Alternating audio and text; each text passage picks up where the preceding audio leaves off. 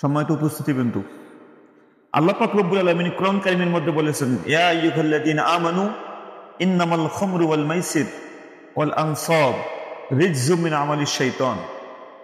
এই যে মদ, জুয়া এবং যারা ভাগ্য দেখে, অনেকে ভাগ্য গণনা করে, মদ, জুয়া যারা ভাগ্য দেখে, এগুলো সবগুলো হচ্ছে শয়তানের কাজ।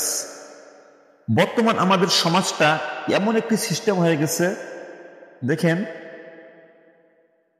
আগের যুগে আমরা দেখতাম, বা কিছুদিন আগে বা কয়েক বছর আগেও আমরা দেখতাম যে মানুষেরা তারা বিভিন্ন জায়গায় গিয়ে, নিরলয় কোথাও গিয়ে তারা জুয়ার আসরে বসত, গোলাকার হয়ে জুয়ার আসরে বসত। এখনো দেখা যায় গাছতলায়, জঙ্গলে। কিন্তু এখন এই জামানায় কিন্তু আর সেভাবে জুয়া খেলা লাগে না। এখন থেকে মোবাইলের মধ্যেই সবাই এখন জুয়া খেলতে পারে। লক্ষ লক্ষ কোটি কোটি টাকা তারা মোবাইলের মাধ্যমেই হারতেছে। আসলে ওই যে মানুষেরা স্বাভাবিক গতিতে বসে তারা যেভাবে জুয়া খেলতো, ওখানেও যেরকম গুনাহ হয়, আবার অনলাইনের মাধ্যমেও, মোবাইলের মাধ্যমেও জুয়া খেললেও কিন্তু ঠিক একই রকম গুনাহ হয়। কিন্তু আমরা এখন যুব সমাজ ধ্বংসের দিকে এগিয়ে যাচ্ছে। তারা মোবাইলের মধ্যে ইনকামটাকে, এই জুয়া খেলাটাকে এটা হালাল করে নিয়েছে, যেটা মানে হালাল, কিন্তু না, এটা হালাল নয়, এটা হচ্ছে হারাম। এই জন্য আমাদেরকে পুরো যুব সমাজকে সচেতন থাকতে হবে। ক্যাসিনো নামে কোনো খেলা খেলা যাবে না। জুয়ার আসর, এগুলো থেকে আপনাকে বেরিয়ে আসতে হবে। এগুলো শয়তানের কাজ। রিজজুম মিন আমালিশ শাইতান, এগুলো সব শয়তানের কাজ। আর শয়তানের কাজ যেখানে আসছে সেখানে ফিতনা সৃষ্টি হবে, সেখানে মারামারি, কাটাকাটি।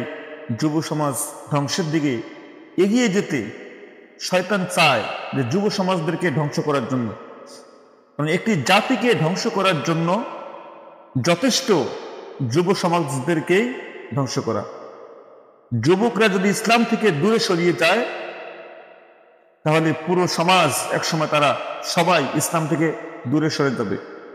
আর যুব সমাজ যদি ইসলামের দিকে এগিয়ে আসে, তাহলে পুরো সমাজটি একটি জান্নাতি সমাজ হিসাবে গঠিত হবে। এই জন্য আমাদেরকে যুব সমাজদেরকে, যুবকদেরকে মাদকাসক্ত থেকে তাদেরকে কিভাবে বিরত রাখা যায়, এই চেষ্টা আমাদেরকে চালাতে হবে। যুবকদের জীবনটা একটু পবিত্র জীবন যেন গঠিত হয়, একটি জান্নাতি যুবক যেন এক একজন করে গঠিত হয়, সেদিকে আমাদেরকে খেয়াল রাখতে হবে। অনেক যুবকের আফসোস, তারা কোরআন পড়তে পারে না, কোরআন পড়তেই জানে না, কিন্তু বাংলা, ইংরেজি, গণিত সব দিক দিয়ে তারা পারদর্শী। আসলে আমাদেরকে, একজন মানুষ কখন সফল হয়? যখন একজন মানুষ জান্নাতের মধ্যে পৌঁছে দিতে পারবে, তখনই একজন মানুষ সফল।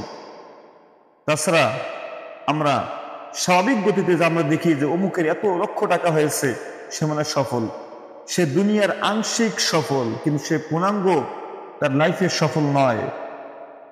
আমাদের সন্তানদেরকে কোরআন পড়ানো আমরা শিখাইতেছি না। কোরআন শিক্ষার জন্য তাদেরকে আগ্রহ গড়ে তুলতে হবে। পুরো যুব সমাজদেরকে, তাদেরকে সবাইকে, পুরো যুব সমাজদেরকে এগিয়ে আসতে হবে কোরআনের দিকে। তারা যেন মদ, জুয়া, গাঁজা, অন্য রাষ্ট্র থেকে চুরি, ডাকাতি, পাচার, ছিনতাই, এগুলো থেকে যেন যুব সমাজ বিরত থাকতে পারে। এই আহ্বান আমি সবাইদেরকে করব, সমস্ত যুবকদেরকেই করব। আসুন আমরা সুন্দর একটি সমাজ গঠিত করি, সুন্দর একটি সমাজ